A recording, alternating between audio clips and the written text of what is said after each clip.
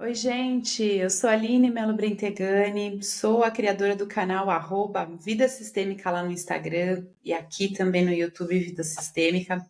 E durante todo esse ano de 2023 eu tenho falado sobre diversos temas e áreas da vida no Instagram. E esse mês de novembro nós estamos falando, né, sobre os bebês não nascidos. Quais as implicações sistêmicas, tanto para os irmãos que nasceram, como para os pais, para a família de um bebê que não nasceu, seja porque ele foi um aborto espontâneo, um aborto decidido pela mãe, pelo pai, um bebê natimorto, uma gravidez ectópica, mas um embrião de fertilização in vitro que não vingou, né, que não nasceu, enfim.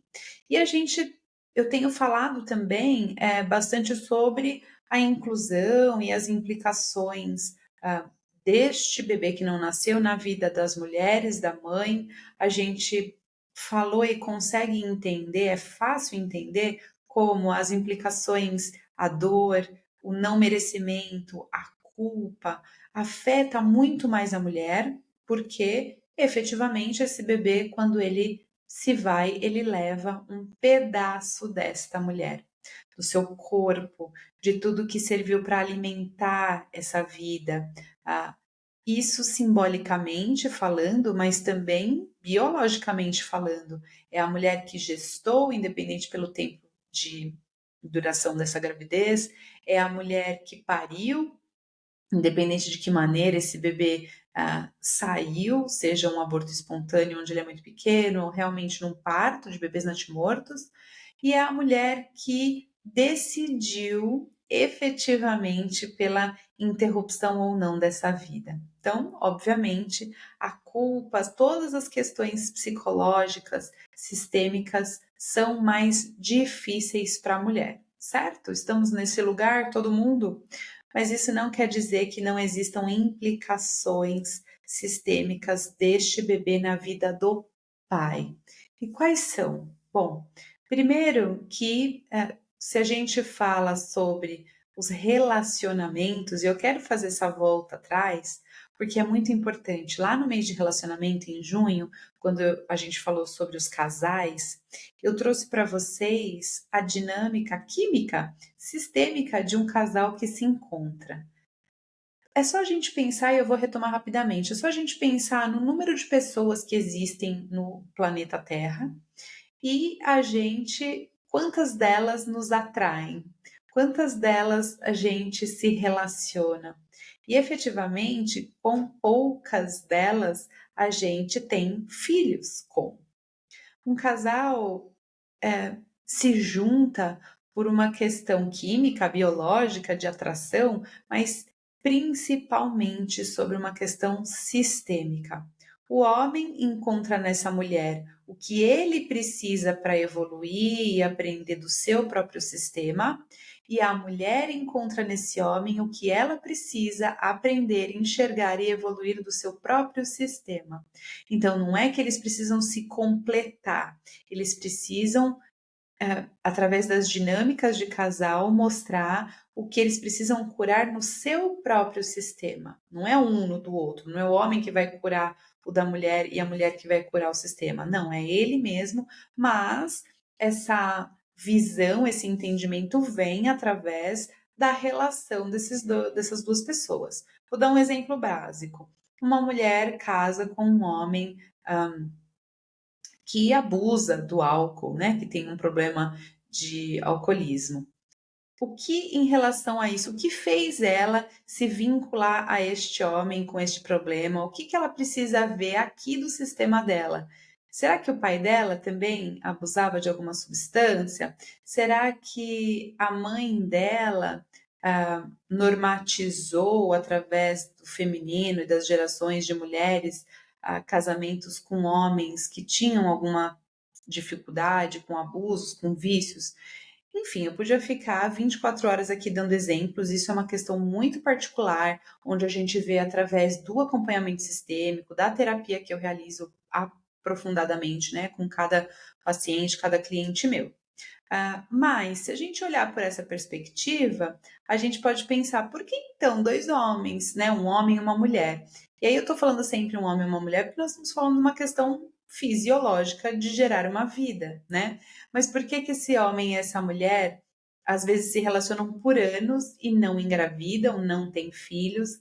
Por que que às vezes o homem não tem filho com esta mulher que se relaciona há muito tempo, mas tem um filho extraconjugal? Por que que o caso de uma noite, uma traição de uma noite gera uma criança?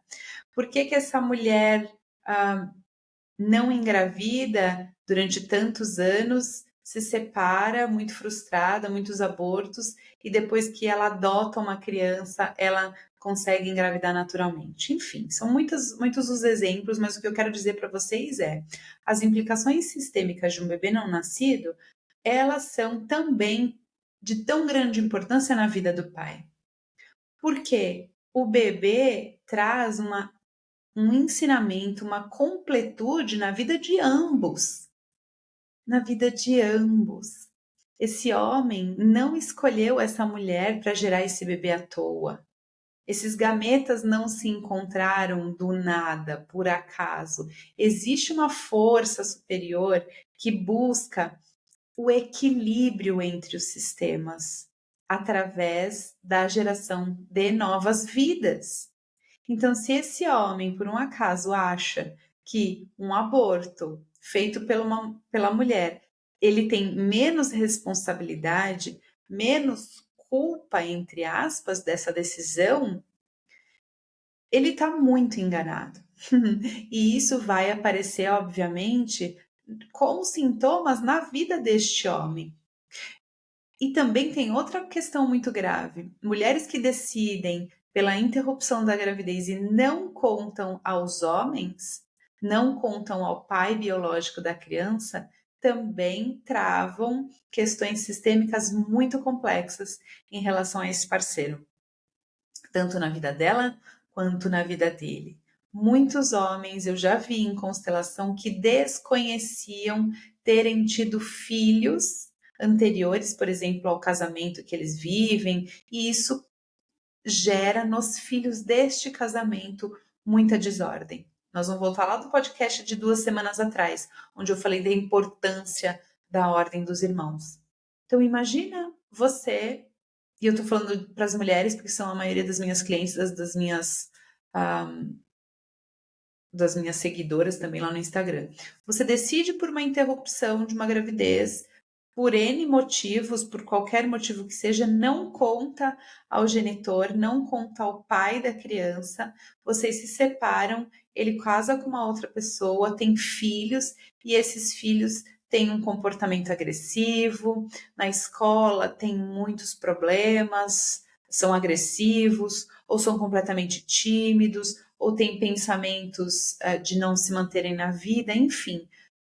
Todos os movimentos que fazem com que este pai procure ajuda e talvez chegue nas constelações, chegue em movimentos onde ele pode, então, incluir esse bebê que você não contou que existiu para que ele se tranquilize, mas especialmente os seus próprios filhos, os seus filhos em vida. Isso também acontece com a mãe. A mãe que não coloca isso em movimento, esse bebê não nascido em movimento, em inclusão dentro da própria vida, dentro do seu pensamento, dentro do coração, traz questões, implicações na vida, ou do seu marido, ou dos filhos que tem e que são nascidos. Mas como que eu sei tudo isso?